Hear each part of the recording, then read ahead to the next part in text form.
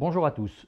J'ai souhaité lundi en conseil municipal diffuser différentes informations relatives à la situation budgétaire de notre ville, suite à un tract que certains ont pu avoir dans leur boîte aux lettres.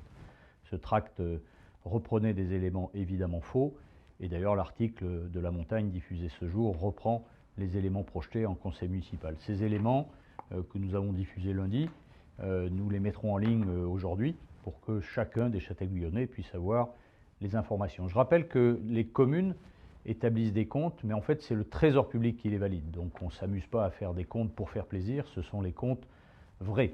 Qu'est-ce qu'on peut dire de la situation de la ville? On est une collectivité d'investissement.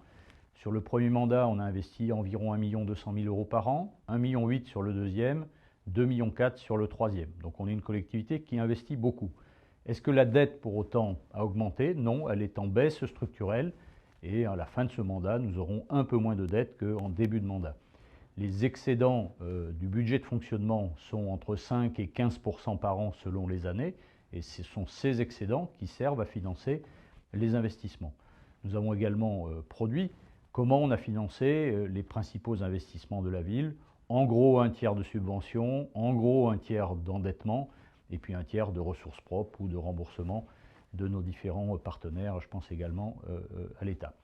Est-ce que la situation de trésorerie est en difficulté? Non plus, puisque l'excédent en début de semaine de notre compte de trésorerie était de plus de 600 000 euros, 600 000 euros positifs, sans ligne de trésorerie, et malgré le fait que l'État nous doit encore à peu près 1 200 000 euros d'arriérés de TVA ou de remboursements divers, je pense notamment à la taxe d'aménagement. Alors voilà la situation factuelle des comptes de la ville de Châtel. Pour autant, la situation n'est jamais simple entre l'inflation, les coûts énergétiques, la baisse des reversements du casino et l'évolution naturelle des choses, comme dans beaucoup de collectivités ou la baisse des dotations de l'État.